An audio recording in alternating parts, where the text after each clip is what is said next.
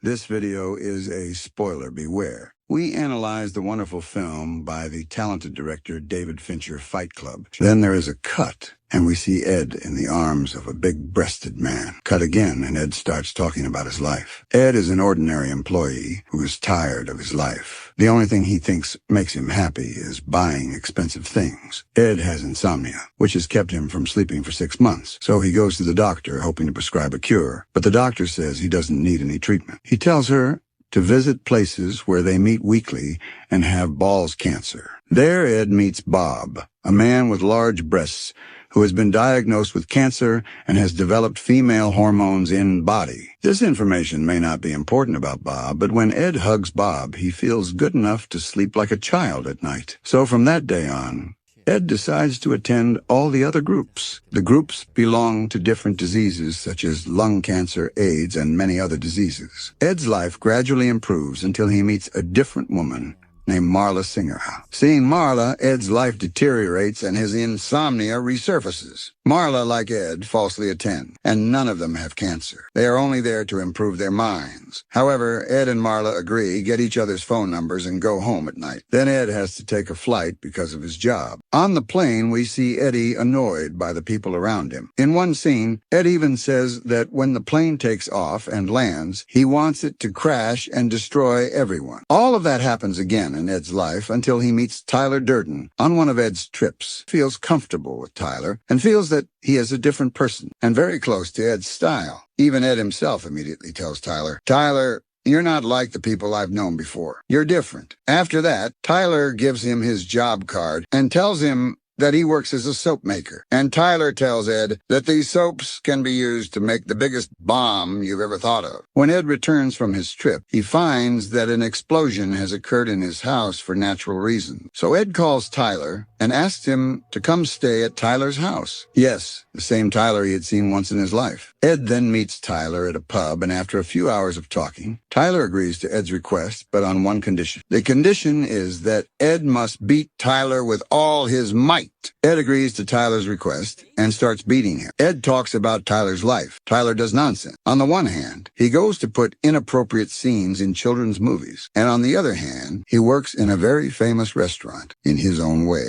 Well, let's go back to their fight. After the fight, they talk about the good feeling they had while fighting. Later, Ed goes home with Tyler, where Tyler's house was very old house. Gradually, the bond between Tyler and Ed grows stronger. They learn more and more about each other's lives, then their fighting grew more, and gradually they gather more people to fight together. Thus, we must know that Ed is no longer an ordinary employee and is a friend of a madman. They gather every Saturday night to fight. Other nights they work sideways to harass people. They decide to set up a fight club in the basement of a pub. Their fighting club grows so big that it keeps getting more and more people. And then Tyler talks about the rules of the fight club. The first rule of the fight club is that you shouldn't talk about the fight club. The second rule of the fight club is that you shouldn't talk about the fight club. Later, in another scene, they see Ed saying that Tyler sometimes speaks for me. These details are very, very important, and then you will understand why I am talking about them. Later, we see Marla calling Ed and asking why he isn't coming to the cancer group meeting. Now Marla doesn't stop talking, which makes Ed leave the phone and get tired of listening to Marla. Ed goes to sleep, but when he wakes up, he is surprised to see that Marla is at Tyler's house. Ed is surprised he doesn't know how Marla found this house. Tyler explains that when Ed left the phone, Tyler came and listened to Marla talk about her suicide himself. So Tyler quickly got to Marla and brought her to his house. Before I talk about the next scene, note that Tyler and Ed never appear together with Marla. Tyler then tells Ed that he should never tell Marla about me. After Marla returns to Ed's life, the events of Ed's life repeat themselves and he feels bored. And then Ed gets a call from the police telling him that the blowing up of his house, it has been a deliberate act. Of course, Eddie is surprised and wonders who did it. Ed and Tyler then go to steal human body fat that has been discarded as waste so that Tyler can produce his own soap. After the robbery, Tyler does something very strange. Tyler burns Ed's hand with a flammable substance, and Tyler says he won't let you take the substance off your hand until you get over your pain.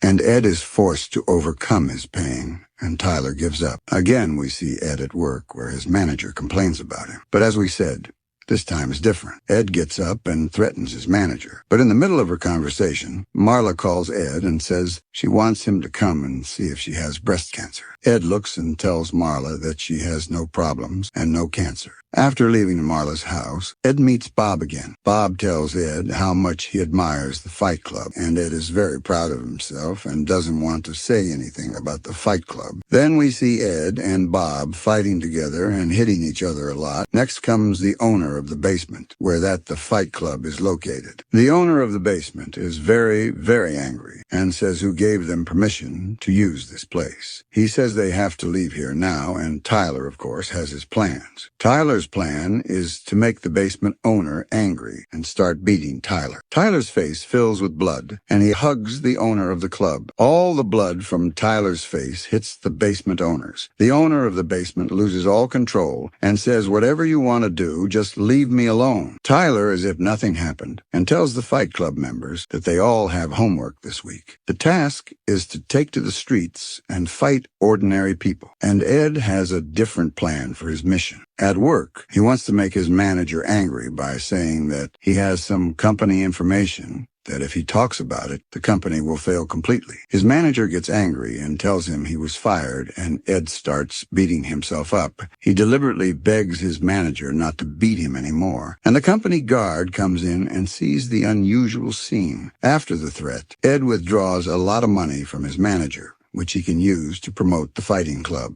The Fight Club gets bigger and more famous, and Tyler Tabbitt gives the Fight Club members more tasks, and all his duties are to disrupt and harass society. Unlike the others, Tyler and Ed do something strange. Tyler grabs a boy and puts a gun on his head. He tells him what his dream is. The boy says he wants to become a vet. Tyler tells him that if he doesn't quit his job in 6 weeks and follow his dream, he will find him and destroy him. Back to Tyler's house. From now on, Tyler's house is his main place of business, and he has a private room for new members who want to become a member of Tyler House. Anyone who wants to become a new member must stay in front of Tyler's house for 3 nights and 3 days without bread or water. At first, only one person wants to participate, but later dozens of people participate, and all new members have to shave their heads. And Ed has no idea what Tyler is doing and what his goal is in making this great band. When Ed watches TV, he sees a big building on fire. Ed says, "Why you have done this?" One of the members replies to Ed that one of the rules of the Mayhem Project is that we don't talk about the Mayhem Project. This shows that Tyler has started a project called the Mayhem Project. Later, Tyler goes to a 5-star restaurant with Ed and several other members to threaten the city's chief of police. The threat is,